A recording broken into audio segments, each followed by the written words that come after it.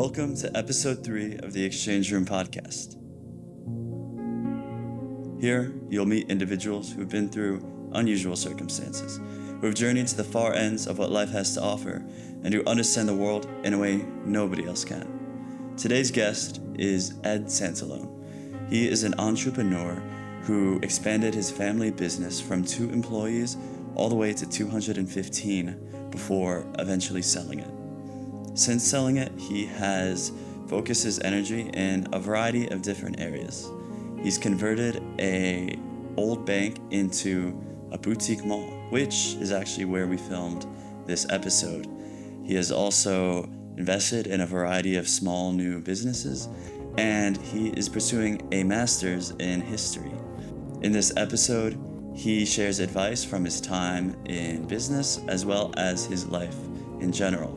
And I now present to you our discussion. Welcome, Ed, to the Exchange Room. Thanks, Eddie. Nice to see you. First thing I want to say is here in your podcast studio. Yes, we are. The Vault. I think it's a really cool idea. And I wanted to ask you what was the inspiration behind it. So I used to own my own company and then sold it. And that was right around COVID. And there was this building, it was an old bank for sale. And thought I could do something with it. And purchased during COVID. And we tried to get different types of tenants. It didn't really work out so well. So we made it into like an artisanal community. It's a kind of a boutique mall and couldn't do anything with the vault. So we made it a podcast room. So we have different stores in here now. And it's kind of a cool thing for the community. And we let people come in and podcast from here. And I want to ask about the mall too, the boutique mall. Was it your idea when you bought it to do this? No, we wanted to just rent it out to somebody using basically one tenant. And it was either too big or too small. We had a couple different fast food places come in, hardware store, and nothing really seemed to work. So we decided to, the real estate person we had, Jen Marr, shout out to Jen, she's awesome. She suggested we kind of make an industrial-like looking mall. So if you walk through the place, you can see the floors all cement, all the walls are windows. It's very commercial. And how did it evolve over time to become, compared to when I last saw it, there's so much going on here. Yeah, we had different tenants. Some of them worked, some of them didn't. The tough part, because it's not a great big, space. So you really need tenants that work together. And that's kind of, you have different personalities. Sometimes things work, sometimes they don't. But right now we have a great mix. Everything's going great. And we finally think we got it right. How do you find the tenants? Tenants are really good. They all work together really well. We have an art gallery here, and the woman who owns that, her husband's putting a brewery in. We have a small vape shop. We have a woman who sells secondary women's clothes. There's a yoga studio. There's a chiropractor. A woman who does eyelashes. And we have a blowout place too. So it's going pretty well. What's a blowout place? She just blows your hair out. As a guy, I have no idea that that's a business, but apparently I'm dumb and I don't know what I'm talking about. I didn't know what it was either. There you go. And what's your vision for it? Just to keep it going. Eventually, one day, like the whole thing was kind of do something for the community. I originally kind of thought, because there's not a lot of stuff in this town for kids to do something more kid oriented, but that just didn't work out. So yeah, we'll just see how it goes. We're thinking about putting a burger place in the parking lot outside. For the summer, like a beer garden. So, but there's a lot of things we keep thinking about. Do you try to make a big impact on the community, make it better? Yeah, so I have 3 kids, 25, 24, and 20. My sons, Lucas and Ethan, and my daughter, Madaris. And, I've been involved, I was a Boy Scout leader, and I've coached many different, sports for the kids and stuff. And so I've gotten involved for them as kids. Now, not so much. I do support a few political candidates.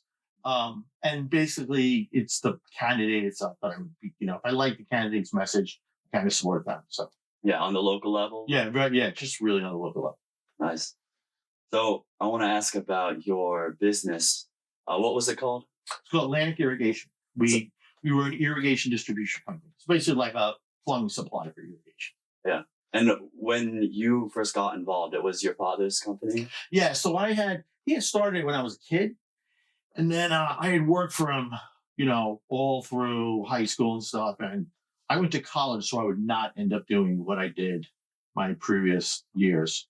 And I went to SUNY Albany. I got a degree in marketing, um, and decided to, as soon as I got out of school, I was not going to do that. I was just going to go work in the city. And I ended up starting, he asked me, can you just work for the summer? And I did. And never looked back. And I certainly something I didn't want to do, but I was so glad I did. It's been totally rewarding. And having a marketing degree was great. So when you first started, what role did you play? So he had one location on Long Island, um, not too far from where I grew up in Huntington. And I was basically like a counter guy there. And then when I got out of school, he said, he's thinking about opening another location in Westchester. And would I want to run that? And Westchester wasn't far enough from Long Island for me, but it was a shot. So I figured I'll try it, see how it goes, and then when we went from there, then he started to retire not too soon, but a little bit after that. And by the time I sold it, we had 38 places, two up in Canada, as far west as Memphis, a couple down in Georgia, and we were one of the largest in the country when I sold it, and it was pretty rewarding. So when you grew it, what was that like expanding it? That was the fun part, moving into a new market, trying to get new customers, just growing the business in our, irrigation is not exactly a large field, so a lot of people know each other, and just, I always had the "you'll never be as good as your father" thing, and I think I gave him a good run for his money. Actually, I think I gave him a good run for his money. I ended up being the president of the National Association for Irrigation. So I did pretty good. And I want to get a sense of what the business model was. You were working with customers who'd come into your store. Yeah, so most irrigation contractors. So if you have lawn in your house, irrigation, we would sell to the guy who does that. That's most of it. We sold to a lot of golf courses. Yeah. So like Shinnecock was a customer of ours, Baltus Roll. I mean, there was a lot of large irrigation golf courses that we dealt with, which was really good. Yeah. And what do you think was the hardest part of that? Um, the capital is always hard. Employees are very tough. Um, my feeling was like I always felt that my employees, I worked for them in the respect that they have to be happy. If my employees are happy, or the people I work with are happy, they'll make the customers happy. If the customers are happy, they'll buy more, which will make me happy. So if I could get our employees to be happy, and it's not always money. Usually it's not. It's respect and it's different things. Different people are motivated by different things. And if you can figure that out, then that's kind of the hard part. Was there ever a time where maybe you were trying to take it a certain direction or do something, but then you realized because of your employees, it wasn't working out? Yeah. So I had a really good CFO, and my visions were to explode the thing, and he was very good at telling me, "You can't do this, and we can't afford it. You can't do it, and I'm not going to let you." And lots of times I would win the battle, but I also knew the times when I couldn't win the battle, and he was right. And that's what I always thought about how to grow it and expand it, and it was good to have the anchor to pull me back to say, "All right, you're thinking a little bit too much." Yeah. What do you think was the biggest mistake you've made with it? Oh God, there's so many. Um, Biggest mistake. I guess trusting people too much. Sometimes I would I would trust people more than I should have with when they like owed us money. Give more of a break than I probably should have. But that's part of having a successful business. And I hate using the word success. But part of having that is, there's a good personal aspect to it. So if you're friends with people and they're going through something and you want to help out, and instead of having a tougher mindset than I should have been, probably let things go too much. But but that I think that also got a business too. So I don't know if it was so much mistake than just the way my philosophy was. Yeah. Well, you said you don't like to use the word success. Yeah. Why? Well, to me, if you're successful, you've reached a goal, and I never want to reach that goal. I never want to think I've made it, because then what is there to grow for? This I had this really weird story of when I was a kid. Our company won this trip to Vienna, and I thought we were really small, and I was still probably about 16, 17, and I thought I should be able to go to Vienna. And my father, he asked other people to go, and by rightly so, they probably should have done. But I kind of felt I deserved it. Never went. And now, and I always said I want to go to Vienna, and now then I've much years later, I heard the Billy Joel song Vienna, and that was like one of my favorite. Stranger was like one of my favorite albums growing up, and I never liked that song. And then I heard it later about Vienna's always out there, and in my head, Vienna is always out there. Like if I always think if I go to Vienna, that means that I've I'm done. So I don't ever want to go to Vienna because that means I'm done. It's still out there. I'm still traveling toward it. So then, how do you measure your progress towards what you're trying to go? If you don't see yourself as success at a certain point, so what are you working towards? Um, I don't know that I'm working towards anything. I like what I like. I like having the freedom now to do what I want to do. I mean, I get involved in other businesses, and that's much more gratifying when, excuse me, I don't have to be the head guy, and I can just be a part of it. A lot of it is helping guys like your age get ahead, because that's what I really enjoy, seeing stuff like that. I like, I've done well in my mind. I like to see other people do well. I want them to do well. That's fun. It's fun seeing people overcome obstacles. Well, what other businesses are you doing? So I'm involved in a. I recently got involved in a luxury dog franchise, luxury dog boarding franchise called Canine Resorts. They're based in New Jersey, and a friend of mine, actually Zach, who we know, he and I were Zach is Ted's age, by the way. Um, Zach and I Zach had said when he got out of school he wanted to try to do something. He was talking about a franchise, asked me if I might want to get involved, and it led to now a bunch more people being involved. We have um, it was he and I and his uncle and a bunch of other people. We have like 4 or 5 franchises for this company. We're the largest. It's the largest luxury dog boarding company in the country, and we're the largest franchisor of it. And it's only been like 2 years, but things taken off. We're doing really, really well, and it's a great company. It's a great company. Do you get involved in the actual operations, or are you just a money provider? No, yeah. Well, I'm on the board of directors. So I have a say in how things go, but I don't get involved in the day-to-day stuff. That's that's left to the real people. Yeah. How do you decide what projects or opportunities to go into?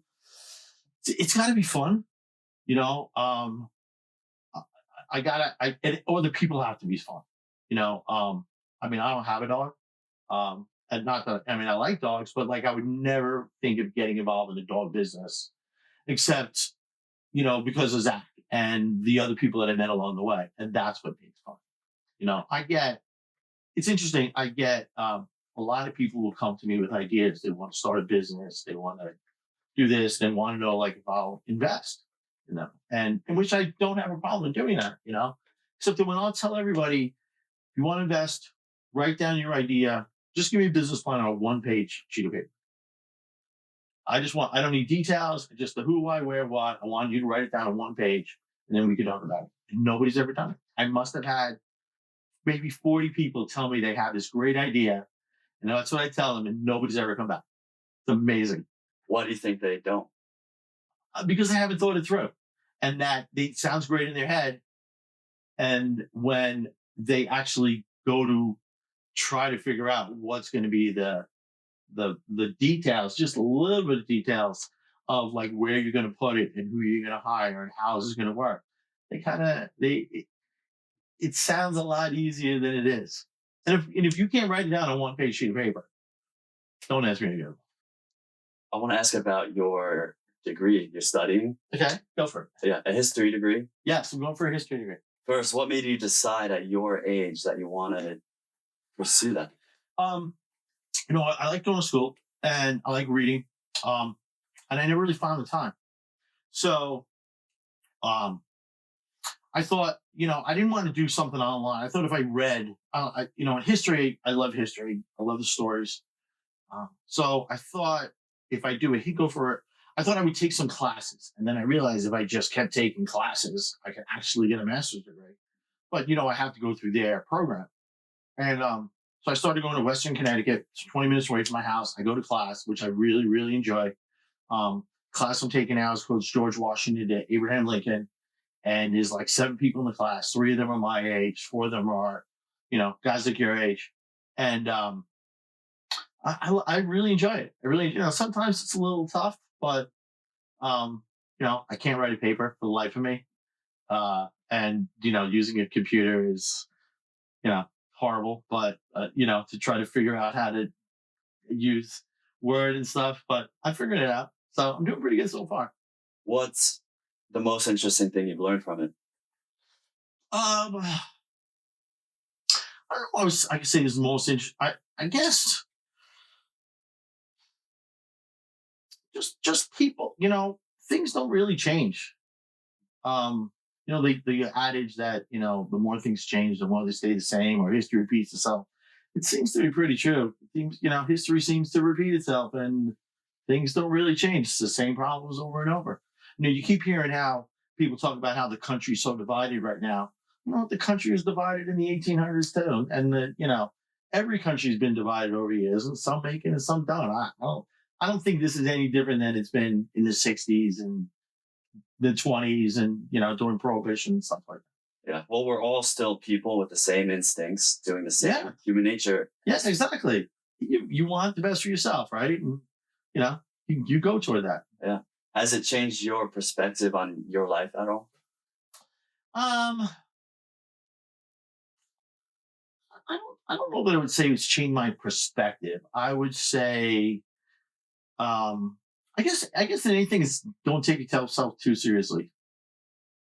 Because there's everybody goes through trials and tribulations, and if you work hard, you work it out.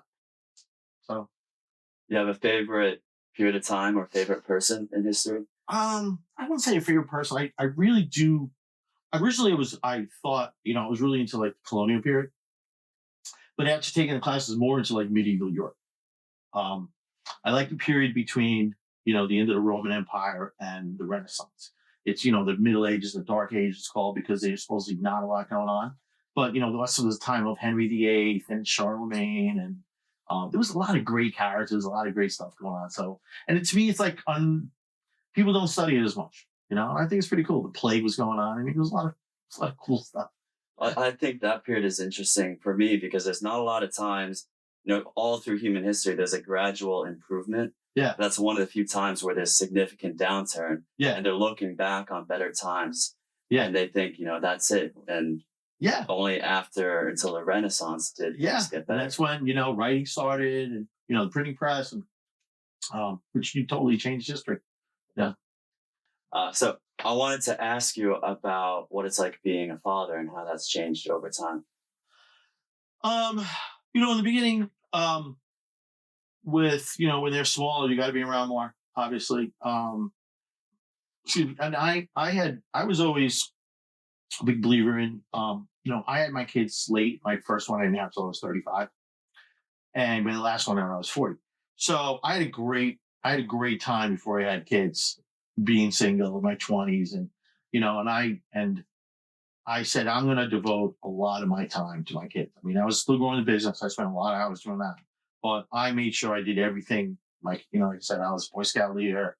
I did, I coached all of my kids in sports. I don't even know half the sports. Like I coach basketball. I really don't know much about the rules of basketball, but you don't really have to. You just have to be a cheerleader. And you have to make, you know what I mean? Make it fun for them. I mean, they're 6 years old. They want to be able to throw the ball in the hoop. If you can get them to do that and have a good time and learn to pass, that's pretty much all you have.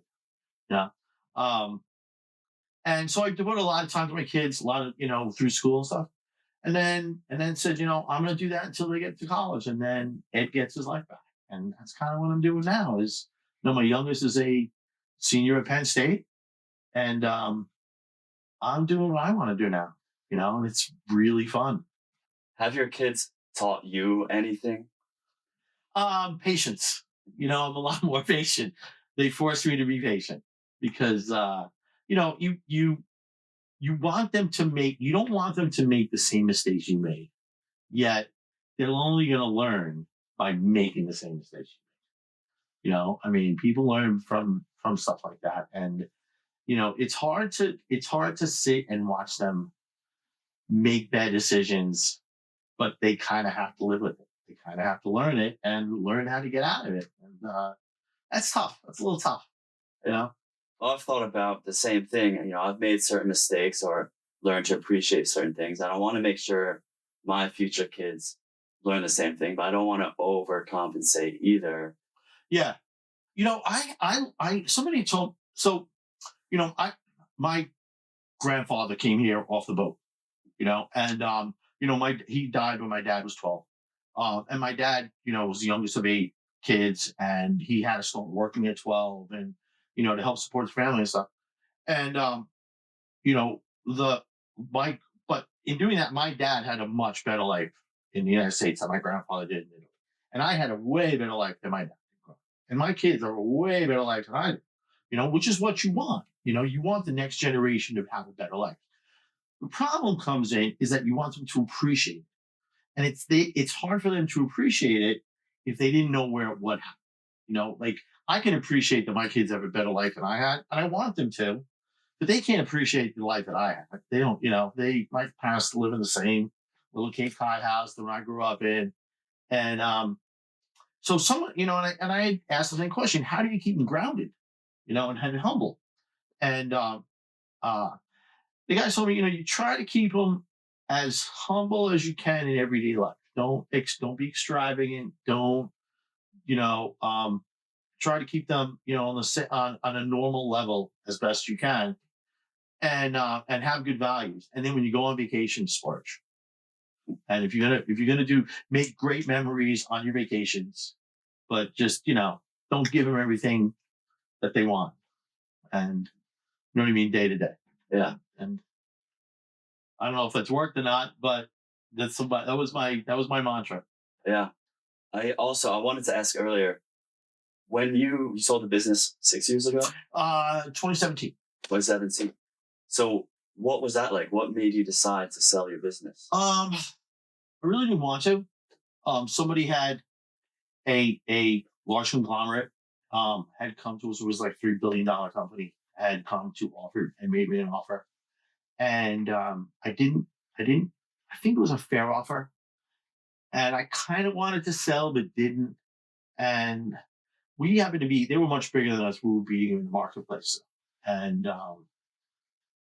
I thought we can ride this. Like we can do better than. I mean, they'll have more money than us. We can't beat them forever, but we'll do well against them. And I said, no, I'm not going to sell. And then about 6 months later, they came back and offered me like 25% more. And couldn't really, it's hard to say no.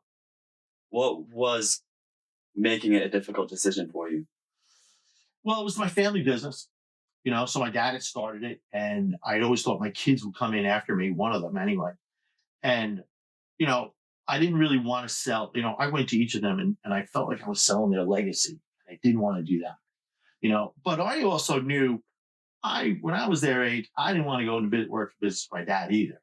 So I didn't want to burden them with them thinking they had to, So it was a toss up. So when I got that number, um, and I thought I was going to do it, I went to each of them and I said, I'm thinking of selling the business, and I know you guys have all thought about doing this maybe when you get older. Um, so what do you guys, but I think I can do enough that I can guarantee I can put your kids through college, and maybe even your grandkids if I do it right. And they were like, okay, my middle one, my daughter at first said, I don't know, I don't think it's a good idea. And then my middle one said, are you crazy? We're gonna get money, so that should sell, you know. And then the older one didn't say anything. And I went back to it later, and I'm like, what do you like? You didn't say anything. What are you thinking? And he's like, Dad, you'll make the right decision, whatever it is. So I felt good about it. And then I did it, and it was tough. My mom didn't really want me to sell because it was the family thing, and there was some family drama with that. You know, most of our employees didn't want me to sell. Like that was a tough one, but I did. For the first like 2 years, going back and forth on whether I did the right thing or not. Now I what a godsend. So glad. What's the biggest thing you miss about it? I miss the people. It's definitely the people. And I miss some of the drama. Yeah. Yeah, I miss the trying to get a sale, and trying to especially ones that you're not supposed to get. And lots of times it's not about money, it's about salesmanship, and that's what I enjoy. Whether it's that business or you're investing in another business, what motivates you besides just profit? Um, you know what? I want to enjoy it. I want to do something I enjoy. Like I don't need the money. I mean, not that. Listen, not that I'm not a Kardashian, but I do well. Like I'm happy with what I have. I don't really need more than I have. And so it's not really about the money. It's just that I want to have fun.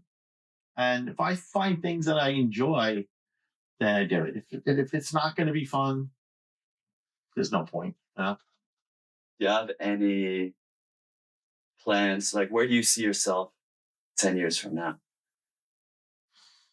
You know what? Probably doing the same exact thing because I'm having fun with what I'm doing. So I don't know that I want to change it. Yeah. Like this is I enjoy my life. I mean, I can't really ask for more. You know, Yeah. Life's worked out well. Life's worked out well, and I'm only 61, which I know for you that's old, but for me that's young. So I got a good 30 years to go. Of course, the first 15 are going to be better than the second 15, but that's okay.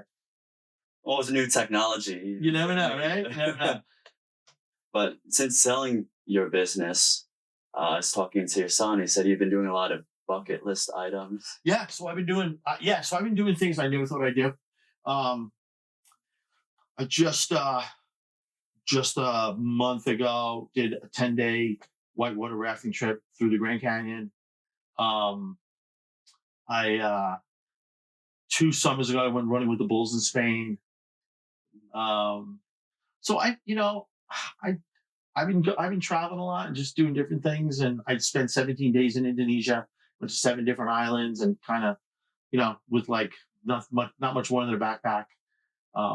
So I've been doing cool stuff. I've been enjoying myself. Indonesia with just a backpack. It wasn't. I mean, it was a small suitcase. I wouldn't say it's backpack, but like not.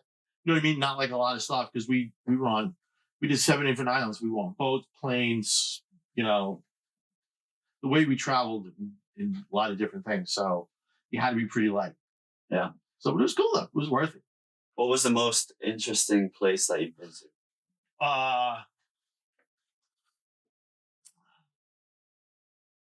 Iceland was really cool. Um, I spent 2 days in Shanghai by myself. With a friend of mine, he had to work, so I just walked around for 2 days, and that was really neat. What made it interesting? I had on the plane there. I had this audio thing where I learned Chinese. So obviously I didn't learn Chinese, but I learned enough Chinese that I could like get around. And trying to speak Chinese in China, that was really a lot of fun because I'm sure I screwed the whole thing. But people, I got where I had to go. I mean, people would laugh when I talked, but they would point me in the right direction. So I made somebody's day. I know that. The locals liked you? Yeah, yeah. Well, I'm sure because he's this dumb American saying all the wrong stuff. Yeah, that's pretty. That's all right. I'm okay. Has there ever been a place you went to that changed your perspective on the world or how things work? Um,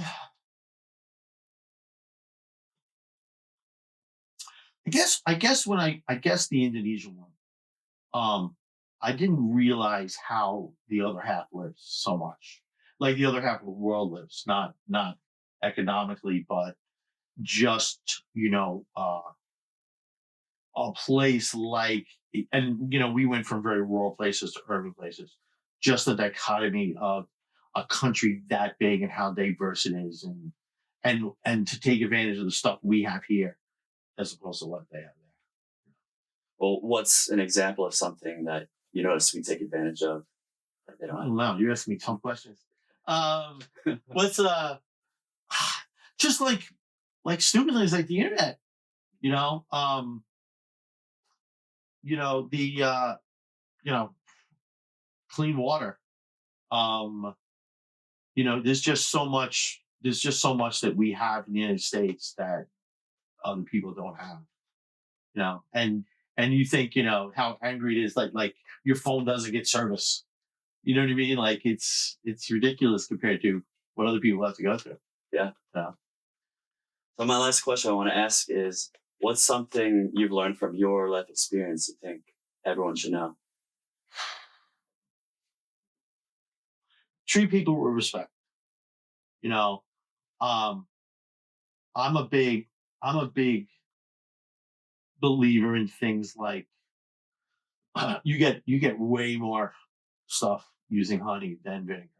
If you call if I call somebody on the phone, like you want to call cable vision or whatever, and you're all pissed off, and you get the lady on the phone, and everybody that's calling her is mad, right? She hasn't gotten one good phone call today. And if you just call up and you're a little bit kind, you get so much farther than being the pissed off jerk that the last 10 people are.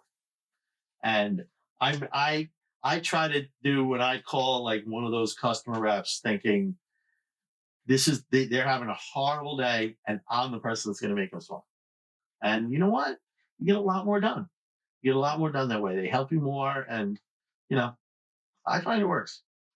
Yeah, that's great advice. Thanks. I like that. The honey and vinegar. I've never heard that. Oh yeah, yeah, oh, yeah. You catch more flies with no, I don't know, more bees with honey than you do with vinegar. Yeah. So yeah, it's like because people don't, people don't expect you to be nice, and if you're nice, like it throws people off, and and what better way to throw people off than be overly nice?